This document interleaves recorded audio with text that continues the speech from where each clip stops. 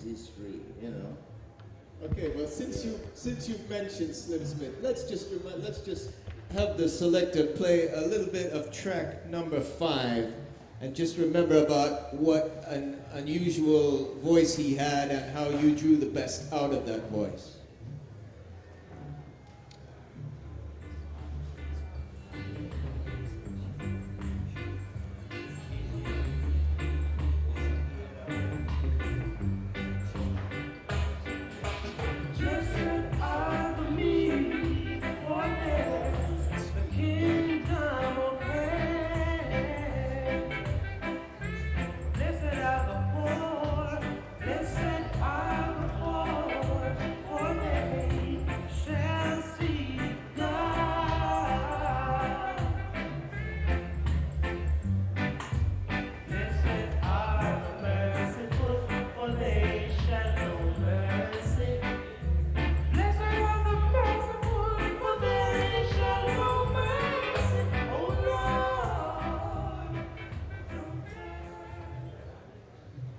Yes, so what can you tell us about the great Slim Smith, one of the very enigmatic figures of the early reggae era?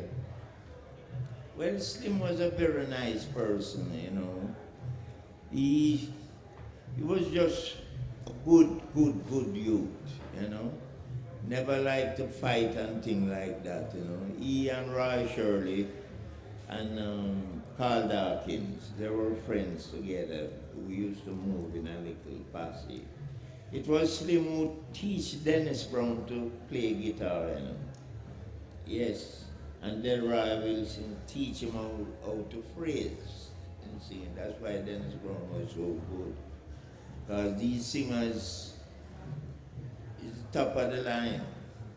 Then Roy Wilson and Slim Smith is the best you can find in their field, and Jackie Edwards was in a class by himself, you know, and Owen Gray.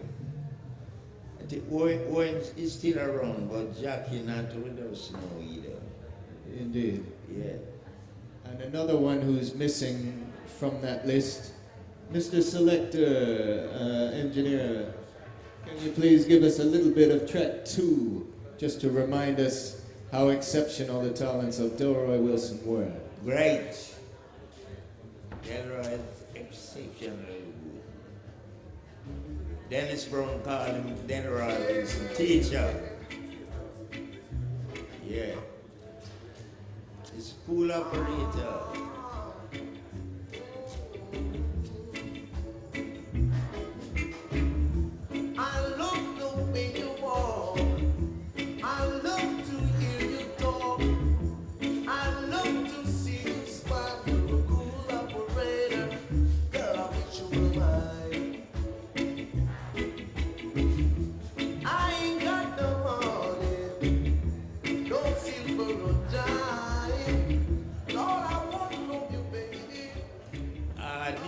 David, the musician that playing this, is they later become the Wailers, you know. This family man, Aston Barrett and his brother Carly, Glenn Adams and Earl Wildindo, and Alva Lewis, that we call him Reggie, and a guy named Ronnie Bop. I hear he live in Canada now. Yes, indeed he does. And now you can hear already the sound on that record that reggae is going through transition in that time. Yes, we call a beat like that with the creep up and John Crow can. Okay. You know? So, and a John Crow is, we would say in English, standard English, is like a buzzard or a vulture? A vulture, yeah. So, why did they call it the John Crow scale? No, true, the John Crow wide wings, you know, and he fly, but he don't, you stretch out your hand with the creep organ. So it had a dance that went with it? Yes. With a creep with it. You creep with the organ. So the organ, even today now, you know how you get reggae? Reggae is the organ shuffling that Glenn Adams play in Bangarang. After the creep organ, we go to reggae now. is the organ reggae, reggae, reggae. That is it, you know. Take the reggae out of it. You get rock steady, you go right back to rock steady. Because people was complaining that rock steady was a little too slow. So come with the Jankra Skank, it was working because Duppy Conqueror with Bob Marley. It's Jankra Skank that, you know, Glenn Adams again, Creeper gone. But when the reggae come in, it makes it sound a little faster. And the reggae is until now. Okay, well, so Mr. Lee, if you can explain to the good people here at Rototom Sunsplash, when you made the decision that you wanted to start making your own productions yourself, and as it's explained in the film, you went to Duke Reed, he gave you some free studio time, yes. You got some musicians together, and that was it. How did you approach it in your mind? Who were you taking inspiration from? Or what did you want to try to be similar to or different from? Tell them a little bit about how did you approach it then? Yeah, well, Duke Reed and Downbeat were older people than me, you know, and as I said, Derek Morgan is my teacher, and Derek and me and Prince Buster, we used to move good. Derek is my brother-in-law, so you know how close that can be.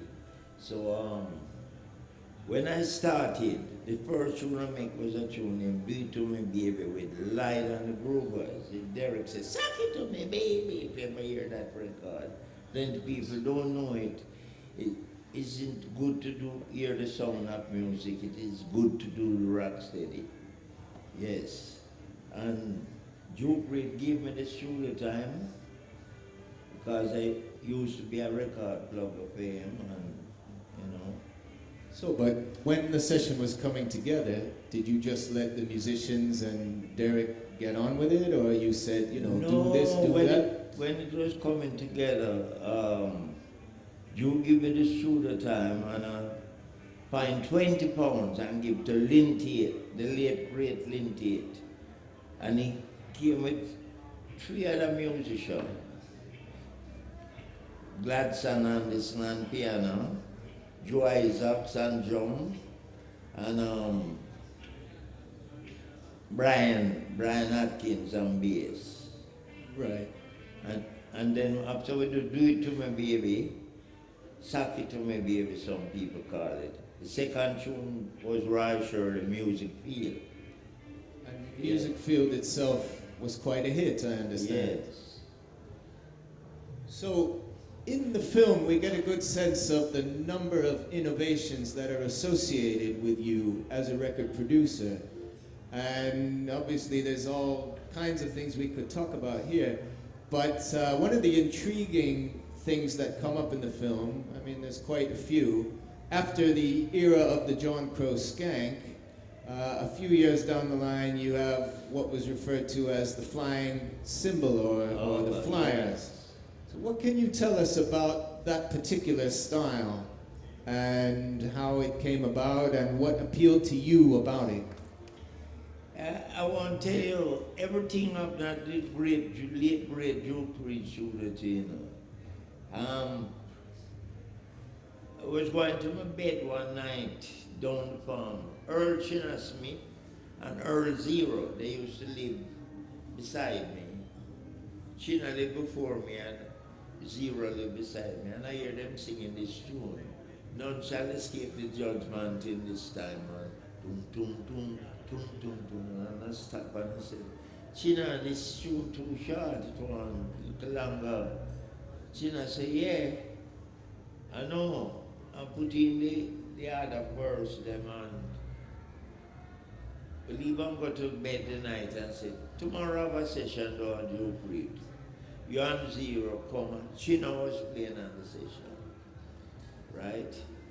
Because I don't leave Chinna Smith, Robbie Shakespeare, even when Pamela Man playing for Bob Marley. He always come and play for me when Bob not touring. You find Pamela Man because he plays the scare on that song. Because Robbie was young and it have a sudden change, you know. And family man took the bass from Robbie and said, look Robbie, play it like this, and the man chin on, and they work it out, and Well- come ready, bam! One cut of the rhythm now, and I said to Santa, before it starts, Santa wants an intro like a coming out of space. You know, Santa say, why? I say, yeah man, I want something different. When Santa come, I say, this guy that play, Sly played this thing, you know, 2 times Sly played it and didn't know what it was. And played it in that shame with Delroy Wilson. It's a shame. Yeah. Yes, you know that so, song, so the Channel coveted. One. Yeah. And then he played another guy named Here I Am, Al Brown. Right? But he didn't have no name. So I said, I want this symbol of go like the one in the Al Brown tune. Okay. And try eat my chicken wing. When it done, I said, why this name Flyers? And the name Flyers was born. Because chicken, I always love the chicken wing. Okay, well, let's play a little bit of track number 1, just to remind ourselves how astoundingly different this flying cymbal must have sounded when it came to the fore in 1974. Bonnie Striker Lee, the hit maker from Jamaica. Record breaker. Yeah, yeah, yeah.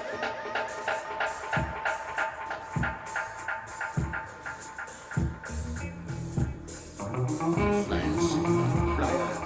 Cover the flying cymbal. Call the beat Flyers off of the chicken wing.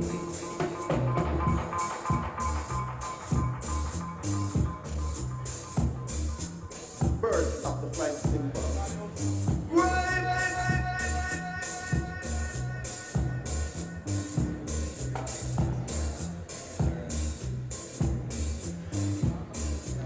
When the flying cymbal take off, we send it to the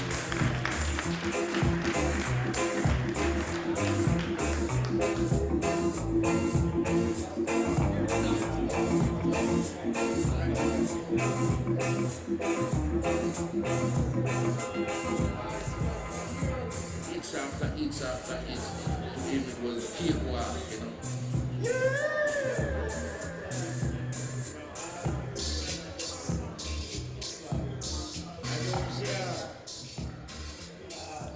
And we'd like to welcome to the panel the keyboardist Bernard Touter Harvey from Inner Circle.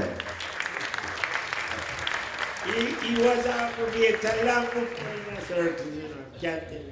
Yeah. I want to tell you, No, strike no. the first man put in power record now. John will stick by me.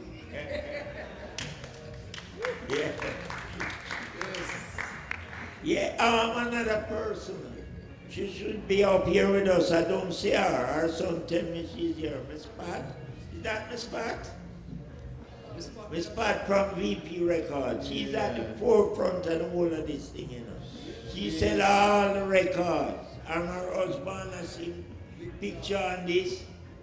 You won't show the 17. Run this record, come right up. Those people make things happen in this business, you know. Yeah, It's she's, part of your here, stand up. Let us see you. she's on the ground VP. somewhere, but she Yeah. might not be here just right now. But yeah, we'll make sure you see her for you. Striker, in the movie there's the story about wet dreams. And is it true you were at Studio One, you like using Studio One time, and even Coxon did turn off the power from the desk? Yes, I want to tell you about it. As again, it's a wet dream. It was made at Joke Reed Studio. You agreed. Right? I always make the rhythm at Joke Reed Studio and voice. All right, here comes one more. The Louis. Yes. One more rhythm for you. Yeah. Yes, so Derek sing a tune named Wally Jack on that rhythm. And Wally Jack came out and I come to England and I hear some guys down at Pie Studio was talking about when we run from group and things and write a tune. Right? And I want Derek was to sing it, and Derek said, well, now sing them kind of slap tune. Slim Smith turn it down, Pat Kelly. So I look round and the last man I see was Maxi Romeo. I said, Maxi, you're the salesman and you say, well, go on a flip side and make your girl here. So if you don't sing this, don't come and work tomorrow. Maxi said, I strike you. And Glenn Adams said, come Maxi, make we go do it. And E.T. was the engineer. He was the apprentice at Cox's studio. Cox had gone to bathroom and so on. When we run down the tune, I said, take it, E.T., take it, you. And when E.T. take the tune, Cox would come back, Cox said, no, Jackson, you can't do them kind of thing in my studio, you know. We talk up and said, no, don't beat me now, go wipe off the tune. And he said, the session had was to stop. God couldn't get provided properly. But anyway, I get it mixed and said, come give Palmer to put out on a flip side or something. And the next thing Palmer called me and said, the tune in the British yard. You understand? Yeah, man. So I started teach the other guys them because Max was the least of the singers them. And them sing this tune and him is the first one out of all the big singers. But Kelly, Slim Smith and everybody, they didn't want to voice it. And Maxi was the first superstar become come England and tear it down. Him don't look back, him still going on. No, he may come like a Duracell battery, Max Roman. Still going. Now, the next question I would like to put to all the members here, and we've got some other members of Inner Circle who have now joined the panel. So please give a warm welcome to the other gentlemen. And this question concerns King Tubby. Now, in the film that we just saw, I'm the Gorgon film, Bonnie Striker Lee, you worked very closely with Tubby, and you were partly responsible for helping him to actually establish his recording studio. These gentlemen of Inner Circle, Touter, Harvey, the Lewis brothers, also worked very closely with Tubby. So I'd like to hear memories of Tubby from each of you in terms of the work you did together and also what he was like as a person. Before we go any further, I also have to acknowledge the presence of another legendary figure of Jamaican popular music. We have none other than Cedric Myton from the Congos in the front row. And we also have his, Cedric Myton and the working partner. And we have R.Z. Jackson. Yeah. So pick them up every time. So yes, Striker and then Inner Circle gentleman, King Tubby. Well, Mr. Lewis and Touter, you tell them about Tubbies before. I will tell you how Tubbies come about. Eh? One thing about Tubbies though is that Striker had a certain amount of tracks. And two Tubbies have the sound system now.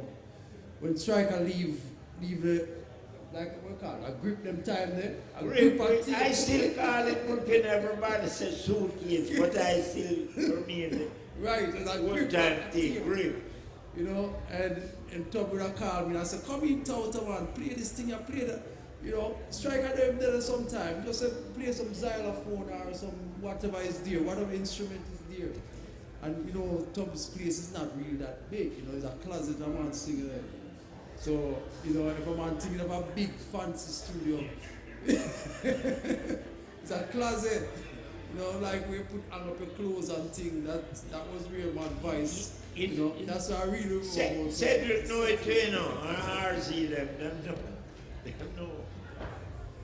But you as a youth have come up in the music, you was willing. When I have a session, you know, the first man that sit down on the keyboard is him going to sing the session and it's Touter. And you can't get him up. I would not allow nobody else to take him. Well, as me and Striker go from long time now. We come from Maxwell Avenue, as everybody knows. Same era like Striker, Greenwich Farm, Spanish Town. So as a youth, Striker come and ask my old man sometime. I say, why, Mr. Harvey, blah, blah, blah, you know. I saw it going on them days there. Because I was, 13, 14 at the time. Yeah, man. Now, I know you was going to be one of the greats in the business because you never give up, you know, you're always there. And when you're in the inner circles get together, man, the rest is history. That was history. It was the inner circle that did Al Chero, Baby, and Harold Donald's first album. That time, there were inner circles. You didn't have Third World yet, you know. Third World is a branch. You go and tell them about it. Come in here. Tell them about it. yeah. Check. Yeah, Well, my name is Zion, and inner circle has been my life, but my memory of Tubby's, we had a tune named Tired for Liquid in a Bush, So Right. Tubby's used to cut dubs to give to different sound system and people from foreign, So in it, when we give it locally, it had some word about, jungle and garden. So Tubby's know how to dub it up in the machine and change it up, We said, King Tubby's, want to the part, and he said, don't worry about that. Me know what I do, So if you have a song, and the song at Tubby's will call you and say, I'm going to cut off of that. And when you hear it, it's a different tune, you know what I mean? So that is the greatest thing of Mr. Rototom, I don't know if it's the right name, but King Tubby's, and then you have Jammies in there too, so it was an experience for us to go around here and remember, watch Tubby's work. don't cut you. We used to call Jakes, your big singer. Tubby's Dennis Brown, Tubby's have the most Dennis Army in Jacob me love to know, Yes. Jacob used to voice a lot of children. We used to call him Tubby's Dennis Brown. Yeah, man. Yeah, man. Yeah. Can you, Jakes is a mood man, Anyway, call him fine and itch up him or make a tune, you know what I mean? Because I'm always a sing. So when you go around Germany Avenue inside there, you have to really hold the corner, because if you don't know a man on the corner, you really have to run, But what Tubby's did for that community was unbelievable, Great. To have his studio there and not no fear, I don't know if anybody out there know what fear is, but those days of political violence and things, the music transcend all of that because it empowered you, you know what I mean, to stay. Because the music was righteous and the music was real, you know what I mean. So that is my fondest memory of Mr. Tubby's, the king, Yeah. Well, Mr. Selector, if you can give us track number 6 from that second CD, a track that you just mentioned, Ian. Let's remind ourselves how fantastic it is.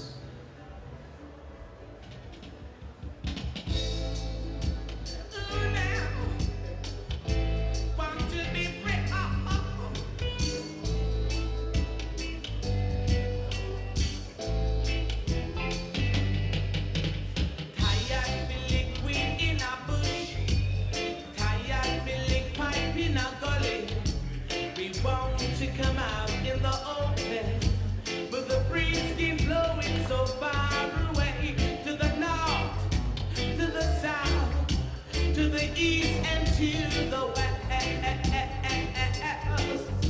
to the west. Talking about Jonestown, Trenchtown, concrete jungle too, from Waterhouse, that's the west.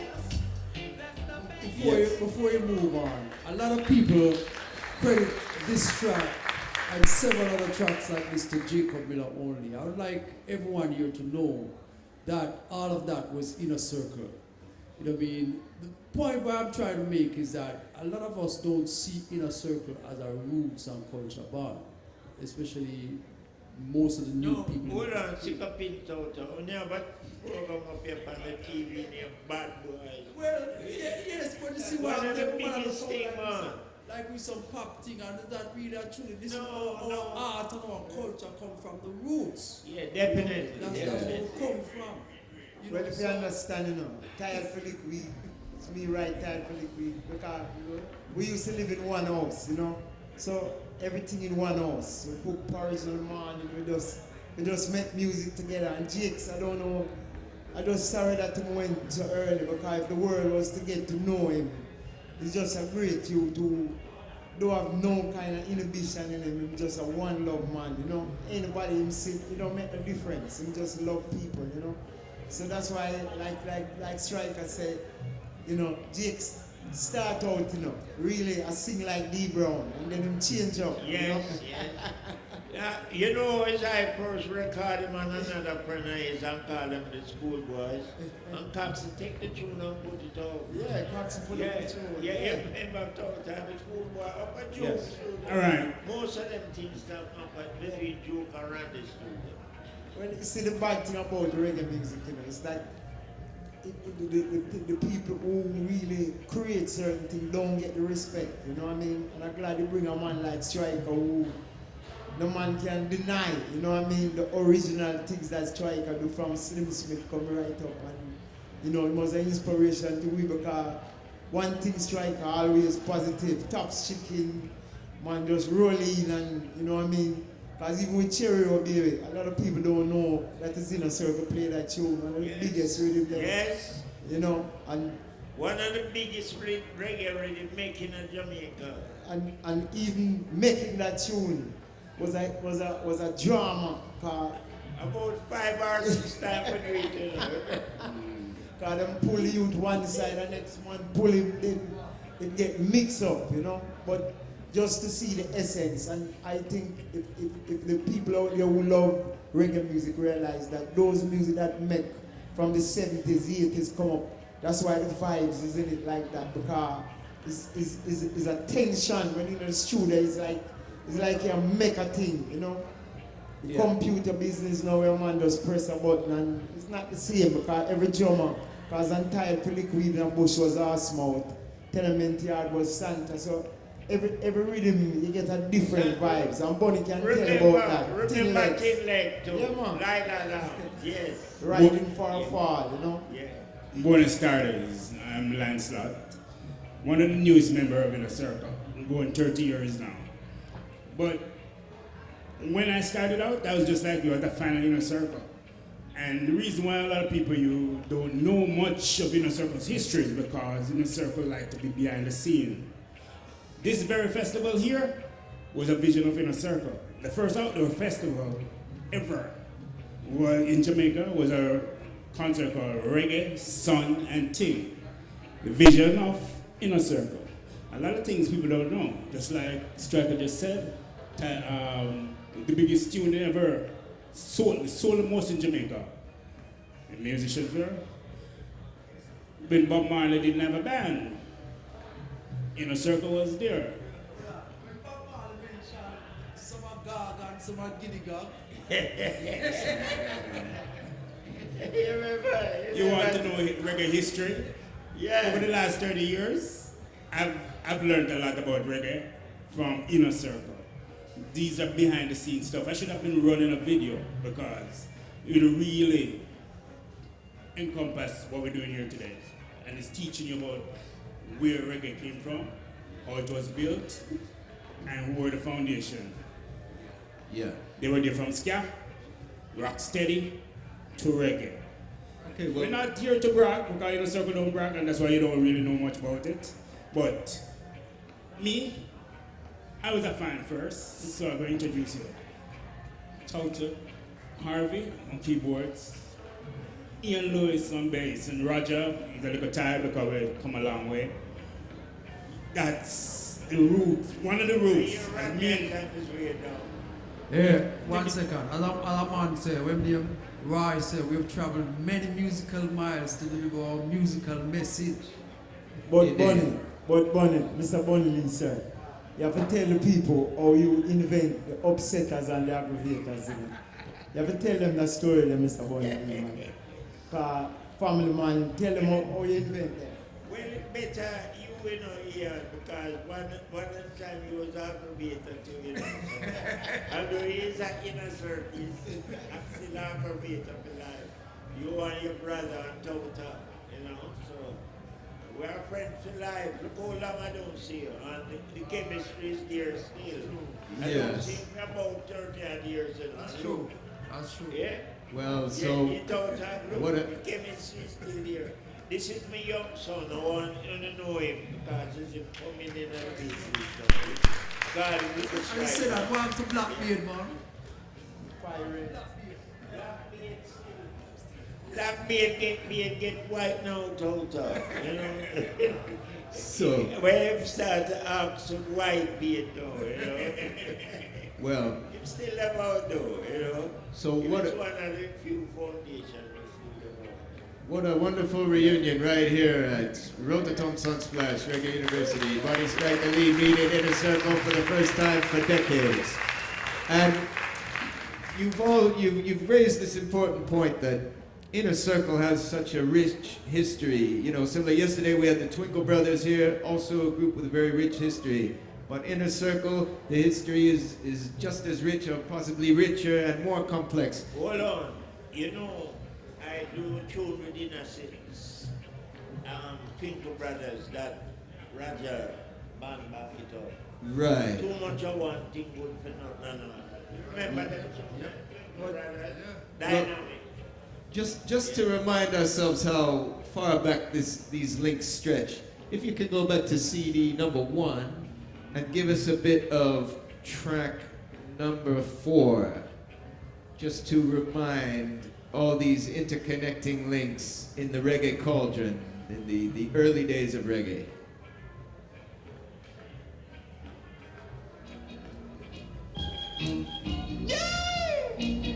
I'm coming from a record machine real clear. So you stick around the beat, don't jump into the beat. This is what I will sound really put it down. Yeah. Oh cherry, oh baby. You hear that here say with operator, this is what the operator put down. That's in a circle back there. What I'm feeling. Yeah. I'm greater than Captain Spain. I'm sweeter than sugar, ready for the birthday say. Yeah. Now, Ian and Touter, And just to let you know, that song was covered by UB40, by the Rolling Stone. So just to show you how far that track come from a little country boy named Eric Donaldson that come from up in the hills and came to the festival. And I'm going to show you how that rhythm meant. You see, he was trying to play the chords with a full bar, but he couldn't change the chords. So when we listened to it, we said, no man, hold up. Just go, check, and in 5 minutes, all the people in front of the stage was jumping and dancing. The night when he won the festival, the song with it, they literally had to take him out of State Theatre because the song, the vibration that the song had connect with the people was so strong that I think it's about 20 versions come out for the one rhythm. More than that, man. Shaman was the first man version. Call the version Shaman Special. It is one of the biggest selling rhythm come out of Jamaica up until this day.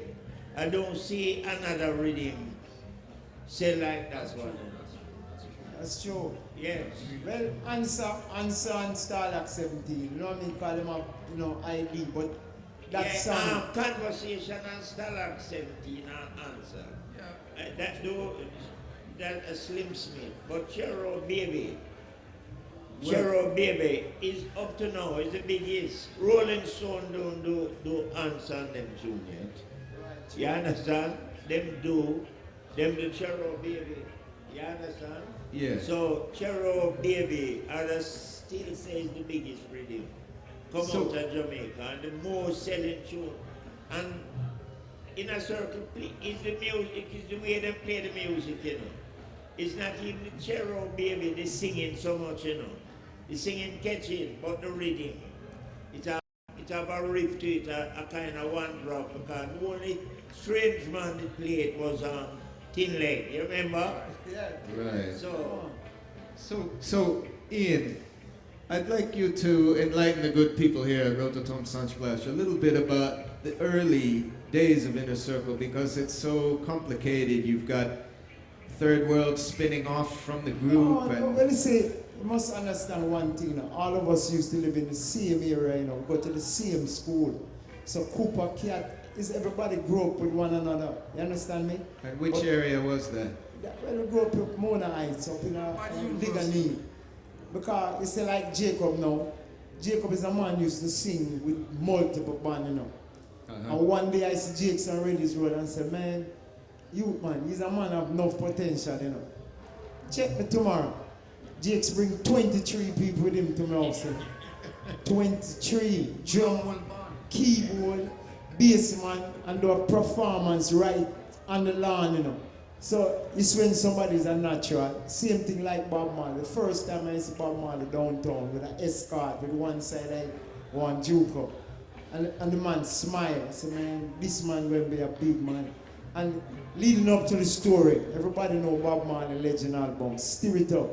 That's Inner Circle playing right here again. People don't know that. You know? People don't know that. That's Inner Circle playing Bob Marley. First Catch a Fire Legend. It come from when we back him all around Jamaica. All around Jamaica, we back him up. Bonnie Whalers, Peter Touch, and Bob Marley. And to me, it was an honor when Bob Marley drive into our yard and say, yo, big man, I want to come origin now. And I said, whoa, Bob Marley, but we're going to deal with it. And NCA come Stir It Up, and people don't know those things because our name don't really there on the album. Right. You know what I mean? So since you've mentioned that, I want to put a question to Touter because there's a very deep, vibrant connection with the Wailers with your participation, and you actually play on 2 Bob Marley and the Wailers albums, yet you're only credited on 1. Like 7. Play on 7. 7 albums. Well, tell us a bit more about this concrete connection that you had with Bob Marley and the Wailers band. When did you get involved? You have to understand where that come from, you know. It's like, when I started with a group named Youth Professionals. Right. And Youth Professionals were the Barrett Brothers, Family Carly, Tin Legs, as you said, Striker. Benbow come in later, but the original was Tin Legs, was there. Soil Tempo. Yeah, passed away recently, Soil Tempo. So what happened is that on Bob's first tour, Bob took the same musician them. Now, as I said, remember at the time I said I was like about 14 years old, I had school, I can't tell up my father said, boy, you're going on tour. I would not fly. You know, because I was a kid. Sure. Basically. So that's why I came into the picture. So you were there in the neighborhood? Yeah, I was left out for the first couple of tours with Bob Marley. As a matter of fact, I never toured with Bob Marley. Most people don't realize that. A lot of people thought that I toured with him, but I never toured him, but I'm on quite a bit of the records. So what was the first recording you made with Bob Marley and the Wailers? The first complete album was the Not a Dread album.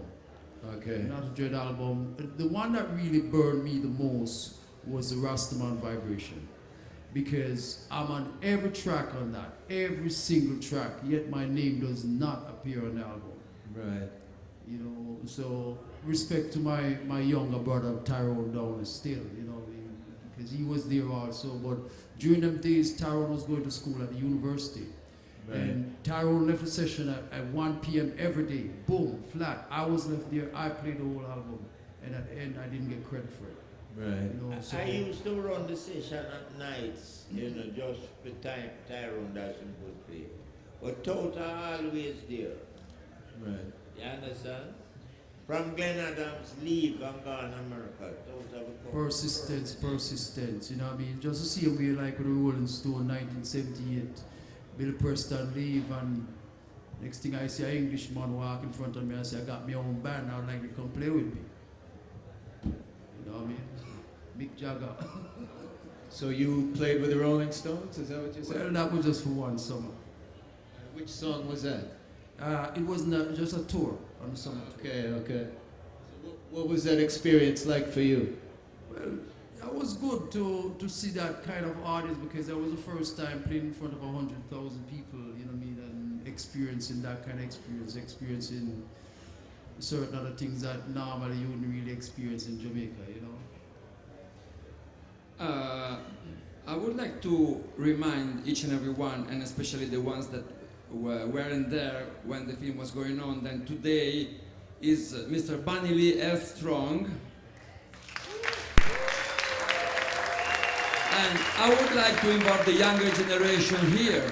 So welcome to young striker to the Rototom Sunsplash, and would like to ask you, I know you're working under the guide of your father, so what are you doing to carry on the family musical tradition, striker? Everything. Be a little more precise, please. Well, for right now, me and Coxon's grandson, Chris David Dad, Edward Dad, we're doing some work, as well as John, which is King Jammy's son. We have our own band, Strike Force band, and we don't use computers, it's strictly reggae. For everybody here, today is my birthday, as you said, and I'm 73.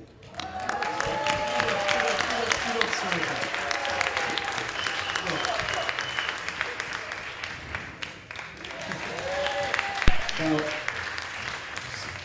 Striker Lee Jr., yeah, you've got a number of different projects that you're involved in, Right. because you've got things on the production side, and you've also got the sound system. Right. So tell And them. you see, the thing is,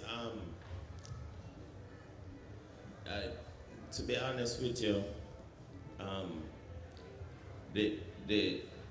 the thing that I hate the most in life is not being born earlier, because I wish I was there, you know, with. You're not the only one, man. You know, I have older brothers. As you know, my father has 35 kids, and you know, right. You know, and you know, I was born in '86, so I wish I was even born even 10 years earlier, so I could have been there to experience it. And you know, so now I just hearing stories, and I know most of the legends, them, you know, and you know, they're like, well, they are family, they're my uncles, you know. Maximum respect to everybody. So the thing about me is, you know, I know a lot of the history, and you know, I cherish, you know, what my father teach me, as well as what the legends taught me. So, you know, just listen out for the music to come. It's gonna be really good. You know, I'm working with like Addis Pablo, which. Right. So, also Delroy Wilson daughter, you know, a lot of the second generation legends, you know, I do a lot of work with them. So I didn't want to just come and just put out a track. What we're doing is doing songs after songs, so then when they come, we can be consistent and be able to promote and do the right thing, you know? So, you know, as David said, I have the sound system, you know, because that's where it came from also, because a lot of the times the radio station don't want to play the songs. So, you know, you have to go out there and promote yourselves. So I made sure to have that, have the band, you know, so the vibe can always be the same, the chemistry is built, you know, so like the inner circle, they never lose the vibe, because the chemistry, because they're like brothers, so. Well, they are brothers, so you know. So you know, it's just what I got from my own collection of thoughts. So I just decided, all right, this is the way I'm gonna do it. So you know, I'm 28, and 28 in the making. So by next year, when I come out, then it would be really good, you know. So. Okay, so everybody keep your eyes peeled for more productions from the Gorgon camp and the Bunny Striker Lee Gorgon sound system. Now we're going to be going to question and answer in just a few moments. Hold on, yeah, and I know the panelists have some questions too, but I'd like to put a question to Ian, Touter, and Lancelot to hear a little bit about the evolution of Inner Circle in the latter part after you had your international breakthrough. Yeah, man. But one thing before you go, I want Sly to tell about him on scratching for rival. Bam belly chicken scratch, you know. Because we have to give you some of the history for some of the vibes. And the thing that was created, you know. You know it, you know. You know it, you know, Ian. It's better you tell them they don't believe No, you. man, because you have to tell them about it you because was there. I want the people to understand It come how the back- music and the it come back vibes to was family man them generated, again. you know. And it's those things is missing from the music. Touter was You there. know, it come back to family and Carly You again. inner circle. Family and Carly became the upsetters. Family, they become upsetters, aggregators, hippie boys. You name it now. Yeah, man. I want Touter people- was the keyboard man, you know. So he was They there. can take themselves back to time and understand how Jamaica was running and the music. You know, it I was, don't believe if we come to be honest with you, what happened there is that every producer like to have his team or certain musician that is exclusive to him. Sure. Or he wants them to be exclusive to him. But then you have to understand again, as young men, you know, everybody wants to make as much as possible. So I'm going to do a session with Striker Lee and session Wicked. Scratch here the sound and say, why wait? Can I get a team? Flying cymbal, you know what I mean? Bunny You know, that, you know. Yeah. Santa. Santa and the flying cymbal. Well, remember, Scratch used to have the big guys, them like Jackie Jackson, Winston Wright, and all them guys. When Blue God rest his soul. But when no little music takes Scratch and join us. Can't meet them and you have to join them. So, me Scratch always run the session the same day. Him go first or me go first, the same set of musician there. Yeah, so That's how we have the two different names. Same group of musicians, but Right. I'll go for you tell something. remember Miss Passenger come into man? Yeah, With Miss Eating Pottinger. Boys. Yes. Joe Miss Gibbs. Pottinger. Joe Gibbs come in with the Yeah. reggae boys. Yeah. So Joe Gibbs think the name professionals. Joe Gibbs are the professionals. Now Joe is a man never play instrument yet. Yeah. We had a laugh in France to go, you know. A lawyer guy named Andrew say, I'm going to get some money for the musicians there. And look around, Joe Gibbs get up in the mic and say, I am a musician. So I look and say, where's a while ago, Joe? He say, I am a musician. Joe Gibbs and the professionals. So I say, oh, you is a musician, I never see a script or progression in the show. If there is no B flat or a semi-flavor. So he is, oh, Joe Gibbs become a musician. At least, Touter will play and scratch, come and just upon the keyboard. Run. Great sound. Scratch on 90. 90 was good at that. 90. So lots of rivalry in the music, I guess we could say. It was Joe, for us, it was fun. Was it musical? It was a war with music I make, you know what I mean? Yes. One invent a thing, a man say, oh, I go around it, you know. Yeah. Come down here and Next thing you have a thing, Scratch, make that thing go curly locks. we did have one man, you know, was the king of version, you know, Prince Tony. Yeah. Tony, Tony version, everything. Tony. Yeah, we used to see him for a while, but I don't see him in a long If time. you live in Miami, if come Jamaica sometime, I hear. Yeah, man. Yeah. If still have only man mouth. Anyway, let me go back to the history of Inner Circle in a way. What Yes, happened please. was that, you know, in 72, after the election year, and this is very important again because a lot of things changed in Jamaica at that time. You had what was called the bandwagon, the political bandwagon, Michael Manley, and Inner Circle, the original Inner Circle, so to speak, with the guys from Third World. They actually did that tour, and you wouldn't believe who the singers on the tour were. Yeah, well, it was Michael Ibu Cooper on keyboards, Cat and guitar, me and bass, my brother, and Tin Leg. Sometimes I lose a drummer named Ducky. But that experience was backing up Ken Booth, Max Romeo, because all the songs that these artists had was so strong. Let the power fall on I.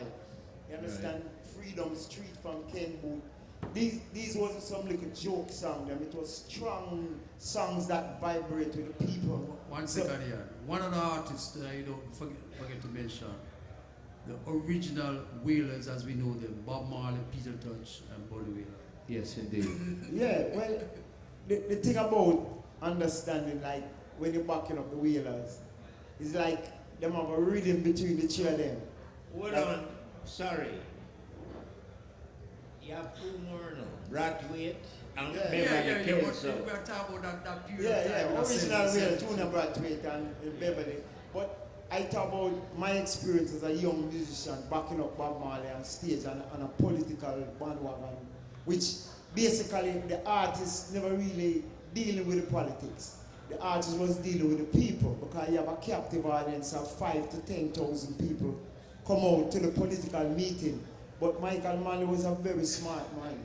So he know, let the music play, let the people drink the water and the love of the music. Because these artists were strong artists, not only them writing, Max Romeo, you know what I mean, Maccabee version, you know what I mean, these songs was real music, and that was the difference. The connection with the people was real. So when the people leave the political meeting, yeah, them say to the politics, but the music live in them heart, you know. So Bob liked that vibration when we back him up with Small Axe and those songs. So, I mean, when we Inner Circle and Third World was almost like one, you know what I mean. So basically, our change come when we met Jacob, and when Jacob come in now and start live at the house now, we sit every day, and every 5 minutes is a song. You're skipping a little bit, but the thing is that the other members, Cooper, Cat Core, and those guys decided that they wanted to do something separate, right? You know, and that's when Jacob Miller and myself actually came into Inner Circle in the early 70s, right there. You know, and it became a whole different thing, because before that, Inner Circle was a top 40 band backing everybody else. You know what I mean? At that point, we started doing one song, two songs. Then we went to San Francisco, and somebody said, "Hey man, you guys having music?" And we said, "Yes." Of course, we had nothing, but we went back home and write a whole bunch of songs.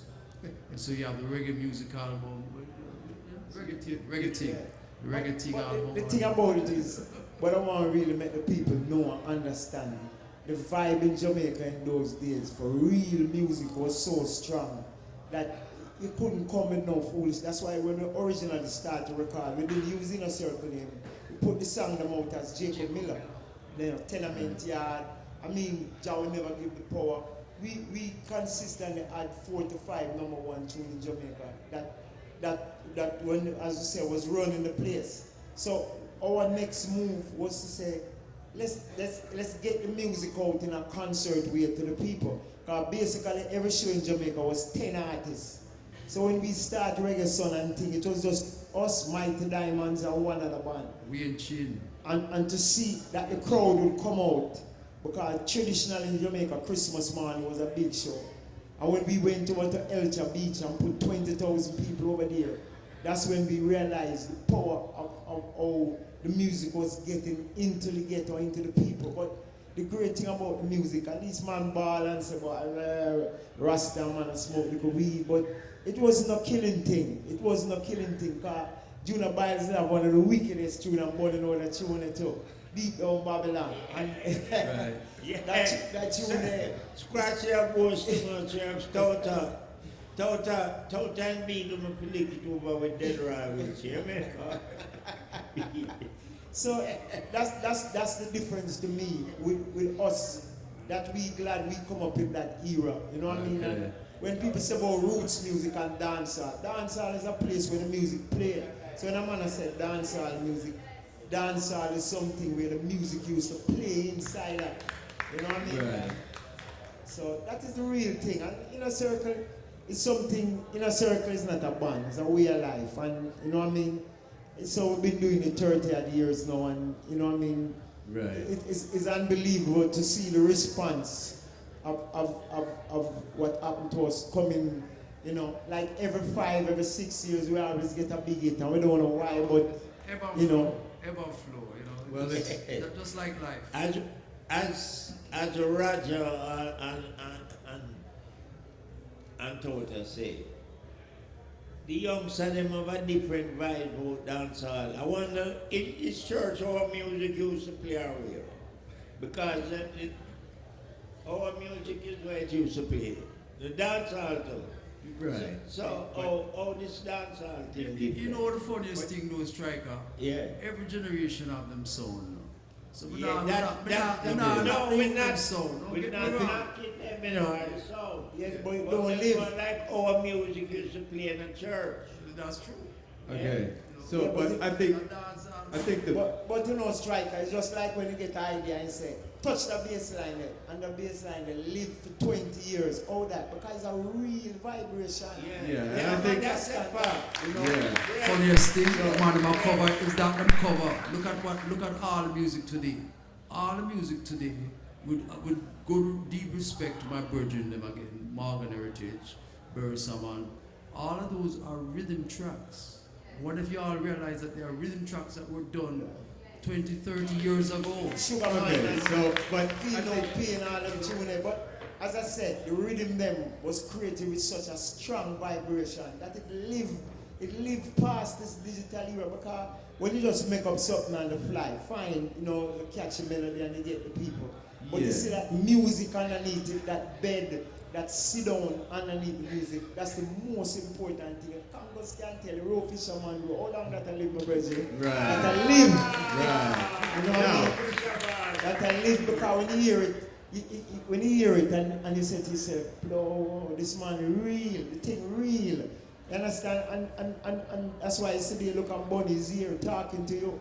Yeah. And we can tell you, say, Striker in the early days, Striker do a thing, is just impulsive, it's just that, come there, right? Come. You know what I mean? And it make with such a true feeling.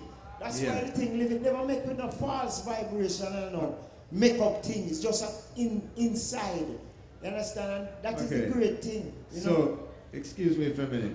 I don't want to cut anybody, and I know we've got so much more history we could go through, but I think I'm reminded of the saying, music alone shall live. And when we were with Twinkle Brothers here yesterday, it's quite an astounding thing. They've been going all those years, yet they're still a contemporary living act making new music now. And it's very much the same with Inner Circle. Stay very much contemporary through all of the years, still making music as we go along. And we've reached the time when we want to allow the public here with us at Rototom Sunsplash the opportunity to put some questions to you before we bring this panel to a close. So, roving microphone, who would like to be the first to put a question to, yes? Give thanks. First of all, I would like to say enough respect and give lots of thanks for taking the time. It's an honor for me, and I guess for everyone, to see legends like you here and talk to us so personal. What I wanted to ask is, one of my favorite movies is the movie Rockers. And Inner Circle Jacob Miller has a very nice scene, and it's like, it makes the movie for me that part where, I don't know, where Horsemouth and Dirty try to steal Jacob food and stuff, and then how you see playing in the hotel for the tourists. And I guess that gives you a bit of an idea of that so-called golden era, right? And I just wanted to ask if you have some memories about how they came to you to put you in the movie, or how that all happened. Thanks. Thank you. Well, let me talk about the scene that you just talked about. That was done, I don't remember the name of the hotel, but it was done in Ocho Rios. Jake had 104 degrees fever. Wow. That day. You know what I mean? And it's amazing because before the cameras were rolling, the man was like, literally like dying, man. And when the director said action, he was on top of it. None of those, there was no script written for that movie as far as I know. Everything that you see in that is natural. Even to the part where Robbie says, she purrs like a bird. Yeah, but you have to understand, you know, Rocker's movie, the idea was made to show people that the tourist image of Jamaica is not really there. You know, it's a vibes thing because people used to come to Jamaica for the music. Because when Sunsplash was there, you know, Sunsplash, where you come up in the morning and the sun hit you.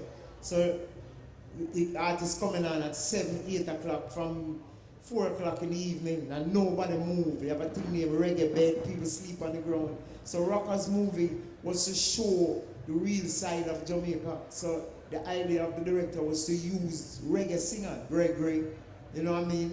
Different people to show you how these people really live. And Gregory was such a natural man in it that, you know what I mean? It created a vibe because the man want outdo the next man, but it come off such a way so real, you know what I mean? So that whole movie was about Jamaica, showing Jamaica in a different light, show that we have a human side, you know what I mean? We have a human side, a funny side, a real side that if you come to us and talk, because you know Jamaica people stay, once them take to you, you know, you're good, you know what I mean? And that's what I think Papa Lucas was trying to get across with that movie Rockers. He didn't know it will really get so big, you know what I mean? And, you know, it's so long now, you know? Thank you. Yes, yes. Respect to the world and its music. And to the legend, Donnelly, and the great Ian and the great Touter of the inner circles of the music. But look, as the legend just say, music alone shall live, but music can't live without the man. So this is the man and the music shall live. That's true. To the world. Big up, good people. Great. Yes, thank you, Cedric Martin from the Congo. And we've got, yes. Cedric, great. First of all, my brothers, thank you very, very much because I'm one of the first Jamaican from my parents in the UK, and your music drive us and made us, you know, listen to that music and realize that we have a good identity with you guys. You are just so fantastic for the music. And also, I want to ask in a circular question. Does Carlton Coffee still sing for you? No? No, yeah, he moved on and decided to do his own thing, you know, so we just let it be. Okay. Yeah, that was, actually 20 years ago. Yeah? Okay, thank you very much anyway. Let me say something, because I also want to thank all the legends, them as well, you know, for this great reggae music, because August the 10th, I got a message on Facebook, because, you know, people always trying to reach out on Facebook, and a guy named Mike, I can't pronounce that last name, from over there in Vietnam, and they had a Bunny Day, and you know, they made some hats and some shirts and celebrate the music and the life of this man. And you know, people always ask me, what is it like to be the legend's son? And it's a great feeling, you know. And I just want to thank you guys, all you legends, and the people, because, you know, it's the people what keep the music going. That's true. You know, I want to thank all you guys. Yeah. From me to you with love, you know. Give thanks to each and every one. Now, in the interest of time, I'm afraid we've got time just for one last question, which will be the final question at this year's Reggae University. So who would like to be the one to put, okay, we got a question right over here. Well, it looks like we got two.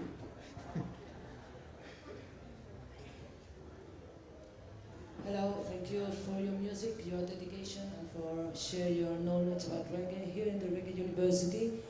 This is a question for Striker Lee.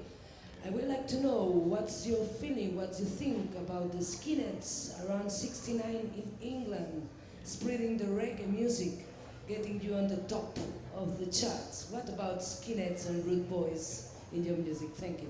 Okay. Well, all I can say is I'm thankful for the skinheads and everybody that rallied around us in the 60s. I took the music from Jamaica and come here and took it to the people, and it really catch on. And you know, I remember Bob said to me one day, "Strike, I can't buy it in England." I said, don't worry, you're going to have one day. You understand? I took it to the people in 1968 up here, and the rest is history. You know? Still going on until now. Then Lee Perry come with me the next trip, and it wasn't a one-man thing. It was me and him and the 90 and some other people. And Harry J, God rest his soul, he died now. Harry Johnson do a lot in this music. Yeah, Harry have you know that Chelsea song, Rubek played, Liquidator. The Chelsea team song belonged to Harry J. It's come from my Bridget song, What Am I to Do Now? You know what I mean? So, it's for those into football. Touter, I always wonder, Soul says him sing the song, as doing his part. Is it true? Up to the other day, Al Capone himself have an argument about it. Eh? What am I to do now? Just call up me baby. Yeah, it's a little youth name, I can't think of, he did make it first. Funny enough, it's the same. Yeah. And then Staple Singer use it with I'll Take You There. No, I know about the Staple Singer thing. Yeah. No, Harry didn't buy that rhythm from a guy. Yeah, man, really? He bought it from Tony Scott. That's $20. Yes, that's all. Well, you know. The guy did sing with him, no one, no woman, and yard, it was a cup. Sing clear something like that to me. But so he told me before he died, says him singing. Indeed, it was him singing it. There's a possibility. In the Jamaica business, sometime back in the time. And should never get any reward from it in developmental. Right now. When don't cure up to this day and die. Right now, Striker, at your place over doing the park, I remember being there one Sunday, and a certain artist had not recorded the name come in and sing 2 songs. This was his first time recording. First time. I know he's a person who wrote Money in My Pocket. Hold on to it. When you said my place, I didn't buy it from Joe Gibson. When you said my place, people believe in me. Wait, now, pretty girl, you know what the guy said. Pretty girl, then I get the pretty girl and then get money in my pocket. Right. The guy that never do get no money, right? Well, we know it go, you know. The dirty part of the business, the business is dirty. You know, we were there, you know, as I talked to Tyrone the other day, and Tyrone said, listen man, we're young men getting robbed. Right. We're young men getting robbed because we never understand the business. Rat race belonged to me. The part where we talk about, as I said, bodily, some are gog and some are gilgog. The only reason it's a gilgog is because Scratch was in the studio. You know, I really want to say upset. Say Scratch now. You know what I mean? But it's this so is Scratch right on. my name is not on the record. It's not nowhere on the David record. keeps Scratch pieces alive, you know. You put one Scratch one. I don't think I could claim. Scratch is a great man, David.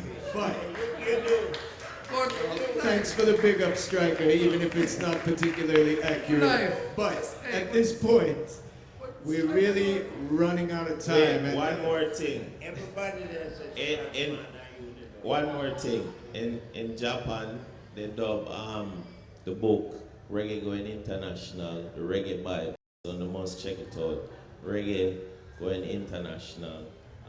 From Jamaica Recordings did. Couple last announcements. So there are copies of the book available for you to purchase, and Mr. Lee will be only too happy to sign those copies.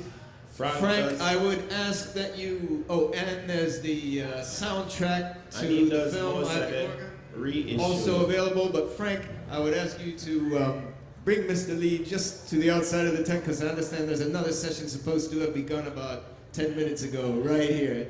And also to remind, at 9 o'clock this evening, there will be another screening of the Bunny Striker Lee documentary, I Am the Gorgon, for anyone who missed it. And do not forget, Inner Circle on the main stage tonight. So, you've been a wonderful audience. Thank you so much for attending these sessions this year. Hope to see you all right here next year. And again, one last round of applause for our special guests, Bunny Striker Lee Jr., Bernard Touter Harvey, Ian Lewis, and Lancelot Hall from Inner Circle.